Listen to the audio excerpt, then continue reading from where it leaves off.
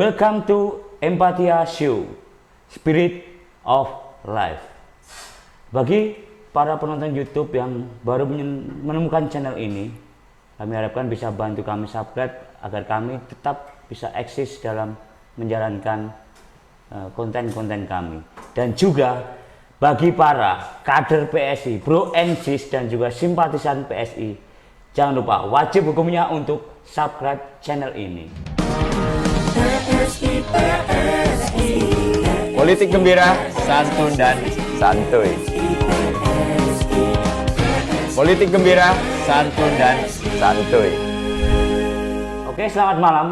Kita kali ini kehadiran salah satu calon anggota legislatif.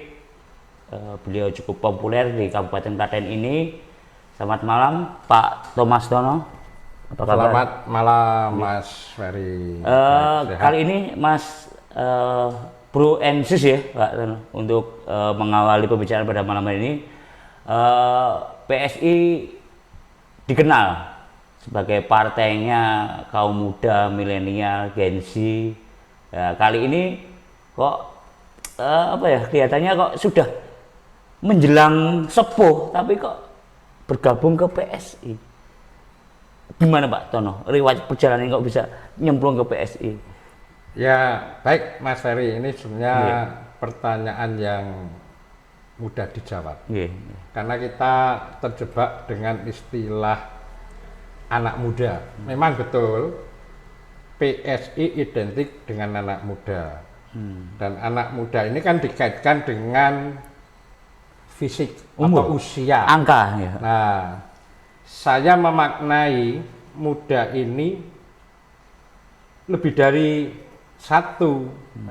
Tadi yang pertama usia, saya memaknai yang kedua muda itu bisa psikologis, semangatnya. Ya, meskipun usia saya sudah di atas 50, berambut putih, tapi semangatnya nggak kalah dengan anak muda. Itu satu. Lalu berikutnya, muda dalam gagasan-gagasan. Artinya bahwa saya memiliki kepedulian terhadap Gen Z, anak-anak muda saat ini. Mengingat anak muda sekarang jumlahnya sekitar 60% untuk pemilih. Dan saatnya ini harusnya menjadi Sumpah Pemuda kedua, di mana anak muda harus bisa merebut menjadi pemimpin untuk bangsa Indonesia ke depan. Terus, jangan kaum tua lah. Saya potong dulu Pak Tono.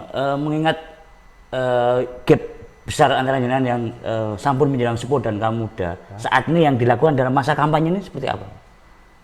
Ya, kegiatan kampanye saya itu kurang lebih sama, tentu menemui konstituen. Yang kaitannya Gen Z dan milenial tadi? Nah, saya juga tentu melalui mengoptimalkan media sosial dan sebagainya ya. Nanti memakai YouTube, memakai Facebook, memakai Twitter dan sebagainya, itu tentu sesuatu yang tidak bisa dielakkan. Bahkan orang caleg-caleg yang usianya sudah tua pun juga akan menggunakan hal yang sama. Karena mengikuti perkembangan zaman dan juga porsi konstituen saat ini juga lebih banyak kaum muda. Kan hampir semua punya handphone toh. Jadi itu harus dimanfaatkan betul. Sebelum masuk lebih dalam ke sektoral panjenengan di kabupaten ini, pencalekan panjenengan ini mungkin berbicara yang lebih luas dulu kaitannya PSI. Dalam idealismenya itu kan sering kita lihat sebagai partai yang konsisten dalam hal anti korupsi, dan juga satu hal lagi yang menarik yaitu menjunjung soal toleransi. Sampai saat ini kiprah PSI yang Anda pahami di mana, Pak? Nah, saya tertarik untuk bergabung dengan PSI karena dua nilai tadi, ya, anti korupsi dan menjunjung toleransi. Kita bisa melihat anggota DPRD PSI yang ada di DKI Jakarta itu bersuara keras ya, terhadap Oh, yang waktu itu membongkar lem Ibon. ya lem Ibon dan sebagainya, yang membongkar APBD DKI, itu kan politisi PSI. Iya, iya. Dari partai lain kan diem, entah kenapa. Ya Ya. itu saya nggak tahu. Alam. Apakah ada sesuatu di balik itu, maka mereka Tidak berani speak up. tidak berani bersuara lantang membongkar itu kan. Nah, salah satu yang menarik PSI itu di situ. Ini menjadi apa ya? Ikoniknya PSI. Tapi maaf saya potong, Pak. Hal-hal seperti itu kan juga sama aja, Pak, diutarakan oleh partai-partai yang lain, anti korupsi, anti korupsi, anti korupsi. Tapi kan nyatanya juga kecemplung juga korupsi, Pak. Apa bedanya PSI dengan partai yang lain, Pak, soal anti korupsi ini? Kalau untuk saat ini saya masih percaya bahwa politisi PSI jujur, amanah, penuh integritas, dan ini dibuktikan. Saya daftar caleg itu tanpa mahar sama sekali, jadi 0 rupiah. Bener, Pak? Oh ya, sumpah, saya berani sumpah, tanpa mahar. Ketika daftar sudah tanpa mahar, ini berarti awal yang bagus. Tanpa ada keterikatan apapun, apa namanya, Pak? Sandraan. Oh iya, Untuk kedepannya nanti, Pak. caleg daftar udah harus pakai mahar Tersandra gitu ya, Pak? sekian puluh juta dan sebagainya kan, lah itu pasti sesuatu yang nggak bagus lah. Oke, untuk ke arah satunya lagi, Pak. Untuk menjunjung nilai toleransi, kiprah PSI seperti apa yang sudah dilakukan sepengetahuan Anda sebagai kader PSI? Kan sering kan kita dengar atau baca di medsos, di berita-berita, PSI kan sering menyuarakan paling depan ketika ada kegiatan yang tidak menghargai perbedaan, entah penutupan tempat ibadah atau ada kelompok-kelompok yang memperkusi kaum perempuan dan sebagainya, itu PSI selalu akan berada di depan. Mungkin yang terbaru di Depok ya, kasus penggusuran sekolah dasar untuk Iya dijadikan betul, yang ditutup oleh rumah wali ibadah. kota itu ya. Itu PSI bicara paling depan itu. Berarti sejauh ini Anda dari namanya sudah kelihatan, Thomas Sutana juga dari kaum minoritas. Jadi mungkin itu salah satu Anda untuk memantapkan hati juga bergabung dengan PSI, dengan menerima dengan terbuka dan juga tanpa diskriminasi. Ya sebetulnya tanpa memandang minoritas, yang namanya kehidupan bermasyarakat, berbangsa, itu kan harus tetap menjunjung hak-hak. Jadi semua yang tinggal, yang hidup di Indonesia kan harus memiliki hak yang sama, dan itu sangat dihargai, dilindungi oleh undang-undang. Jadi semua komponen bangsa itu harus dilindungi, tidak boleh mayoritas menekan minoritas, yang kuat menekan yang lemah dan sebagainya. Jadi semua punya kesempatan yang sama. Nah, sayangnya sekarang itu kan banyak praktek-praktek ketidakadilan. Jadi orang yang punya kekuatan ekonomi menekan petani, Hukum rimba ya? UMKM, pedagang kecil, ditekan oleh kapitalis. Nanti ya sama pula di politik pun, yang punya kekuatan ya bisa menekan. Tapi siapapun yang punya kekuatan, kecenderungannya akan menekan yang di bawah. Oke, semakin menarik ini Pak Tono.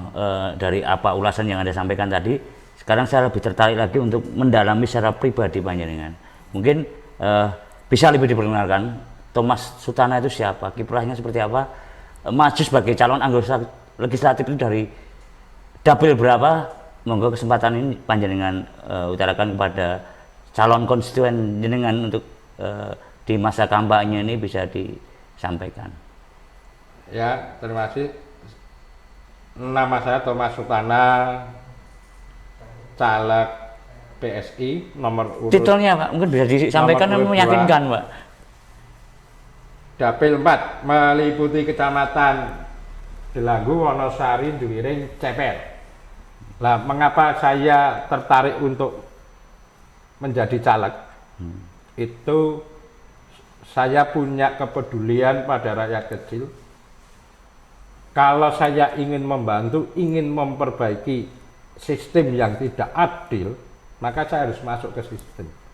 Kalau saya hanya berbicara teriak-teriak di luar, itu kemungkinan besar juga sia-sia. Omong kosong ya Pak, nonsens. Omong kosong. Saya harus masuk dalam sistem sehingga nanti bisa mempengaruhi kebijakan-kebijakan yang memang betul berpihak kepada masyarakat kecil. Di sekitar saya banyak anak-anak sekolah yang tidak mampu membayar. Banyak. Akhirnya ya semampu saya bantu. Itu jenengan lakukan sebelum masa kampanye dan sebelum menjadi calegnya Pak? Jauh sebelum caleg, saya memang malah justru ketika saya melakukan kegiatan sosial itu nggak ada kaitannya dengan. Tapi kayaknya nggak terexpos ya Pak, apa yang jenengan lakukan? Dengan apa? Pencalegan. Oh, Tapi kan nggak terexpos loh kayaknya. Perbuatan baik kan tidak harus diekspos. Nanti kalau perbuatan baik itu disebarluaskan, buat saya ya sama aja. Biar Tuhan yang tahu toh.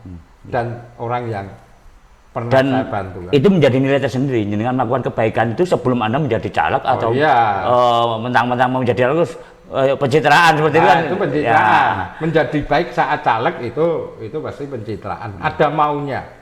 Kan gitu. Oke Pak, yang menarik yang jenengan tadi mempengaruhi kebijakan. Berarti kan dalam artian caleg itu sebenarnya tidak punya program, nggak harus punya visi misi, tapi kan harus punya titik poin apa yang mau diperjuangkan. Apa yang mau diperjuangkan Pak Tono seandainya jadi legislatif di Kabupaten Klaten ini? Nah, paling gampang ya, katakanlah kita memetakan kemiskinan di Kabupaten Klaten itu dari 26 kecamatan itu ada sekitar 21 kecamatan itu masuk dalam golongan kemiskinan ekstrim. Berarti hanya 5 kecamatan yang lulus. Nah, dengan adanya 21 kecamatan masuk kemiskinan ekstrim, itu artinya program-program pembangunan dan pemberdayaan selama ini kemungkinan besar nggak tepat sasaran. Tidak berjalan semestinya. Dan nggak diduga tidak berjalan dengan lancar dan baik. Nah, anggota dewan harusnya kan bisa mengangkat. Oh ini banyak masih ada miskin ekstrim. Maka apa yang bisa dilakukan dewan? Kalau saya pasti akan mengusulkan program-program semacam ini sehingga itu nanti juga menjadi program OPD masing-masing. Gitu. Dan tentu akan mengawasi pelaksanaan itu.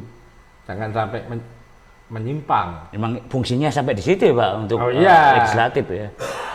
Pengawasan, artinya fungsi pengawasan ya harus dijalankan. Ketika menyimpang ya saya keluarkan peluit. Kemudian gini Pak Tono, untuk seandainya panjenengan jadi mau duduk di komisi berapa, di membidangi bidang apa di DPRD Kabupaten Klaten? Tentunya yang selaras dengan background saya. Background yang saya geluti selama ini kan pendidikan. Itu akan lebih tepat kalau saya membawai bidang pendidikan. Kemudian bidang yang menghidupi masyarakat bawah, pemberdayaan UMKM, pertanian, anak-anak muda, itu bisa menjadi concern saya di situ. Pertanian itu juga menjadi fokus saya untuk memperjuangkan masyarakat bawah. Mungkin tidak menjadikan kaya, tidak, tapi paling tidak bisa menciptakan penghasilan tambahan. Dan itu saya pikir sungguh berarti buat mereka. Dari situ lebih meluas lagi tadi, kelemahan dan kekurangan apa yang perlu diperbaiki di Klaten ini? Secara global di Klaten, permasalahan yang urgent lah, permasalahan yang paling penting untuk segera diperbaiki saat ini. Saya pikir ya kembali ke basic dulu lah. Berarti para pemimpin betul-betul peduli sama rakyat kecil, melibatkan betul-betul masyarakat dalam merancang menyusun program pembangunan. Itu betul harus dilibatkan, jangan formalitas. Kemudian ya ajak semua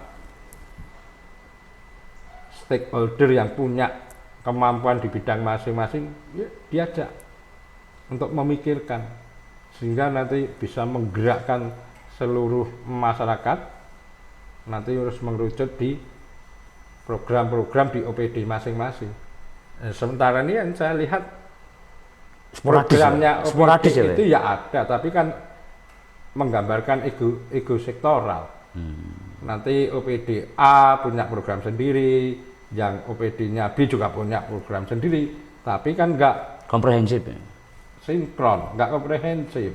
Contohnya penanganan atau pencegahan stunting di Klaten seperti apa gambarnya? Tinggi tingkat stunting, padahal kucuran dana untuk pencegahan stunting luar biasa. Kenapa? Ya karena OPD-nya itu sangat sektoral. Jadi kalau mau betul-betul mau membangun, ya mengurangi ego sektoral lah, libatkan, ajak masyarakat. Terus sekarang lebih kita pengen tertarik tadi masalah panjenengan itu dikenal juga bukan orang kaya, bukan orang yang punya harta, dan kenapa berani nyalek? Nah ini saya kira pertanyaan yang luar biasa. Ya, dikenal ya Pak. Ya, ini caleg underground, duit lan duwe, kader lan duwe. Jadi caleg underground, modal tinggul. Ya, monggo. Seperti apa? Nah, strategi pemenangan saya nyalek itu menjadi kritikan buat masyarakat, buat tokoh masyarakat. Karena selama ini yang berani nyalek itu yang punya modal besar. Kenapa kok modal besar? Sebagian besar, mungkin 50% modal itu untuk membeli suara rakyat. Duh, atau kan ada Bawaslu, Pak. Kan harusnya bisa kayak pura-pura kan, dalam perahu. Loh, itu kan di ranahnya Bawaslu kan sudah ada yang mengawasi untuk money politik tersebut. Untuk sampai ke sana kan juga nggak gampang. Pembuktiannya. Iya, Bawaslu punya bukti nggak? Bawasda. Umpama punya bukti pun nanti juga bisa diselesaikan secara damai di tengah jalan. Tapi yang jelas realitas yang ada di masyarakat itu banyak caleg itu tebar uang, diakui atau tidak, yang ada di masyarakat caleg tebar uang untuk beli suara, dan ini sudah dikondisikan oleh tokoh masyarakat. Berarti bukan semata-mata itu salahnya caleg, kalau tersebut masyarakatnya pun juga turut berdosa juga. Makanya saya berusaha untuk mengedukasi, dan ini sungguh berbahaya kalau kekuasaan dipegang oleh orang yang sama. Dia punya kekuatan modal, dia punya kekuatan politik, ini bahaya sekali. Dan kita nggak akan punya pemimpin yang baik. Artinya apa? Orang yang nggak baik, orang yang jahat bisa jadi pemimpin. Orang yang nggak pinter pun bisa jadi, sejauh punya modal yang besar. Dan kita mau sekian tahun ke depan dipimpin oleh orang-orang yang nggak baik. Masyarakat akan tetap miskin, nggak akan sejahtera. Masyarakat kecil nggak akan dipikir oleh orang yang punya kekuatan modal. dan kekuatan politik. Sebagai partai anak muda dan punya jiwa muda, saya tetap punya rasa optimisme tinggi. Harus punya. Nah, kalau tidak punya, ya saya nggak usah nyalek. Tapi optimisme tentu diikuti dengan upaya dan upaya yang baik gitu loh. Dan saya percaya masyarakat bahwa itu sebetulnya masih punya hati nurani yang jujur, punya hati yang baik, masih mengharapkan pemimpin yang baik amanah. Namun kadangkala masyarakat yang punya hati yang baik itu dirusak oleh tokoh-tokoh masyarakat setempat, dikondisikan untuk milih caleg A, caleg B, dan sebagainya. Berarti kayak seperti sebenarnya kayak lingkaran setan ya Pak, rantai. Ya itu akhirnya ya dikembalikan ke masyarakat. Monggo silakan. Kalau mau cari pilih pemimpin yang baik, jangan terima uang. Lihatlah rekam jejak calon anggota dewan. Tapi kalau hanya atas dasar dikondisikan tokoh masyarakat, aduh, sangat memprihatinkan. Gini Pak Tono, untuk menindaklanjuti dari strategi pemenangan Anda, apakah mesin partai politik PSI itu solid sampai ke di bawahnya apa tadi PAC, ranting itu apakah saat ini sebagai partai baru apakah solid sampai ke tingkat ranting? Sejauh yang saya lihat dan saya ketahui, mesin partai politik PSI itu jauh lebih baik daripada Pilpres Pileg 2019. Jadi sudah menjangkau semua. Jadi tingkat kecamatan, tingkat desa itu sudah ada. Jadi lebih enak. Lalu tingkat DPD juga sangat solid, sangat mendukung semua caleg untuk berjuang meraih mimpi, itu sangat didukung. Jadi tingkat DPW pun juga mendukung. Kemudian kita kan berangkat dari sebuah komunitas difabel disabilitas di Kabupaten Klaten dalam naungan Forum Empatia Disabilitas Klaten. Ya. Sejauh ini perhatian PSI dan khususnya Panjenengan sebagai calon anggota legislatif di Kabupaten Klaten melihat sisi disabilitas seperti apa, Pak Tan? Nah, selama ini yang saya lihat, kaum disabilitas itu kan salah satu kelompok yang tersisihkan. Marginal. Iya, kurang diperhatikan. Maka PSI nanti jika ada yang terpilih menjadi anggota dewan akan memberikan perhatian, kepedulian bagi kaum disabilitas. Tentu perhatian itu bukan hanya semata-mata terus aspirasi dan sebagainya, enggak. Tapi lebih bagaimana bisa mendorong, membangkitkan motivasi, mengangkat harga diri dan sebagainya. Itu tujuan utamanya. Nah, masalah aspirasi program-program itu kan hanya sarana untuk untuk bangkit, sehingga nanti juga bisa mandiri, akhirnya kaum disabilitas bisa dihargai di tengah-tengah masyarakat. Di PSI sendiri juga mengakomodasi Pak untuk disabilitas dalam kepengurusan struktural ataupun dalam pencalegan itu juga ada? Iya, ada. Ada. Nanti itu enggak ada masalah. Nggak ada diskriminasi di dalam. Enggak. Namanya Partai Anak Muda itu kan untuk semua toh. Nah, kalau nanti diskriminatif artinya tidak menyimpang dengan toleransi tadi.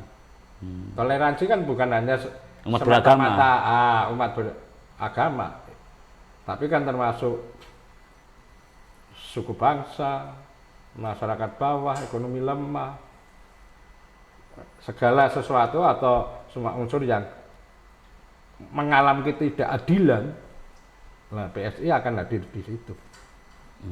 Ya, dalam hal ini kita sangat berterima kasih Pak dengan hadirnya Partai PSI di Kota Klaten ini. Kami harapkan ya kita setidaknya lah bisa hadir mewarnai untuk kehidupan berbangsa dan bernegara khususnya di Kabupaten Klaten ini. Kami harapkan Partai PSI nanti juga mendorong kita untuk bisa sesama setara lah ya. Dan itu akan bisa terwujud jika sekiranya teman-temannya Mas Ferry juga mendukung PSI secara nyata toh.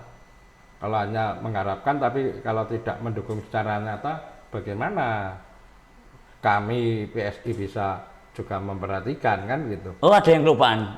Kita juga ingat juga kiprah panjenengan juga kemarin juga sempat apa ya memfasilitasi teman-teman paguyuban Lumpiadulek Klaten itu kan untuk menerbitkan sertifikasi halal. Sejauh mana Pak saat ini konsistensi pendampingan panjenengan?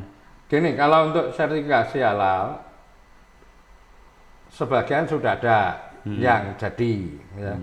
Salah satu contoh itu sotonya Pak Tekno itu sudah jadi yang depan Joglo Ganesha. Lalu yang memang masih ada beberapa yang belum jadi karena memang memakan waktu yang lama, proses yang lama. Karena yang dilayani untuk memperoleh sertifikasi halal itu kan bukan puluhan, tapi kan ribuan dari berbagai pihak. Desa aja, pemerintah desa juga ada yang memfasilitasi sertifikasi halal, belum lembaga-lembaga lain. Jadi ya mohon bersabar, tapi paling tidak Mas Ferry tahu bukti nyata PSI. Bukan Mas Ferry saja, Pak. Pemirsa YouTube dan juga dapil jenengan ya mesti tahu loh, Pak. Oh iya. Bukti nyata ya, bahwa PSI melakukan kerja nyata. Khususnya Pak Tono sebagai calon anggota legislatif sudah melakukan hal tersebut dibandingkan partai lain kan. Oke Pak, ini untuk lebih sekali lagi untuk closing statement panjenengan untuk meyakinkan konstituen panjenengan di Dapil 4, Kecamatan Delanggu, Juwiring, Wonosari dan juga yang satunya Karangdowo, bukan Pak? CPR. Monggo Pak, untuk closing statement panjenengan di kesempatan malam hari ini. Baik, untuk para pemilih di Kecamatan Delanggu, Wonosari, Juwiring, CPR, silakan dalam pileg ini adalah hak bebas dari jenengan semua, tapi sebelum memilih tolong lihat rekam jejak masing caleg, jangan memutuskan memilih pemimpin atas dasar politik uang. Kalau ingin tahu lebih lanjut, saya caleg PSI nomor urut 2, silahkan lihat rekam jejak saya yang sungguh peduli pada rakyat kecil. Saya jamin saya akan jaga amanah suara masyarakat bawah yang mendukung saya, itu pasti akan saya jaga.